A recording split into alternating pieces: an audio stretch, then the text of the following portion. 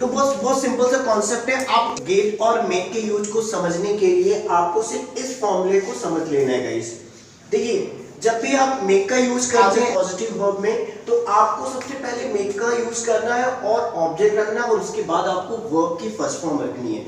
और in case of the use of get, get के use में आपको क्या करना होता है, गेट के साथ आपको वर्ब की थर्ड फॉर्म रखनी है और ऑब्जेक्ट बीच में दोनों जगह होती है, लेकिन बस डिफरेंस दोनों के बीच में ये होता है, मेक की कंडीशन में आपको ऑब्जेक्ट हमेशा लिविंग रखना होता है, एंड गेट की कंडीशन में आपको ऑब्जेक्ट हमेशा नॉन लिविंग रखना है। अब मैं कुछ एग्जांपल पेश करता हूं, सेंटेंस बिल्कुल क्लियर हो जाएगा। जैसे फॉर एग्जांपल हम ले लेते हैं कि इस काम को राम से करवाओ। तो गाइस, आपको करना नहीं है, आपको करवाना है, यहाँ पे पॉजिटिव वर्ब है। तो काम को अगर आप ऑब्जेक्ट लेते हैं तो आप गेट के साथ जाएंगे, और अगर राम को आप ऑब्जेक्ट लेते हैं तो आप किसके साथ जाएंगे, मेक के साथ जाएंगे। तो मैं दोनों पे एक एक सेंटेंस बना देता हूं, देख लीजिए आप। जैसे मैंने कहा कि इस काम को राम से करवाओ, तो आप बोलेंगे गेट दिस वर्क। मैंने ऑब्जेक्ट के रूप में काम को ले लिया है, तो ऑब्जेक्ट के रूप में जब आप काम को लेंगे तो क्या लिखेंगे, gate this work done. Do का आप थर्ड फॉर्म रखते हैं क्या, डन। तो gate this work done by Ram. अब आप मेक के साथ अगर बनाते हैं तो आपको ऑब्जेक्ट क्या लेना होगा, लिविंग लेना होगा, it means Ram.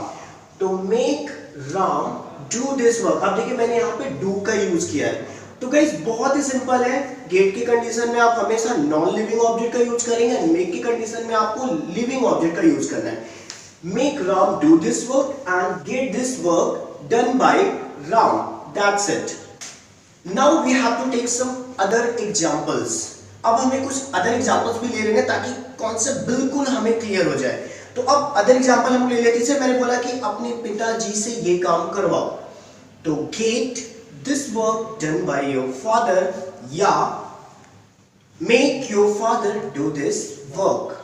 Next sentence है, मुझे चॉकलेट खिलाओ, make me eat chocolate। अब यहाँ पे me क्या है, लिविंग ऑब्जेक्ट, इसलिए मैंने make का यूज किया है।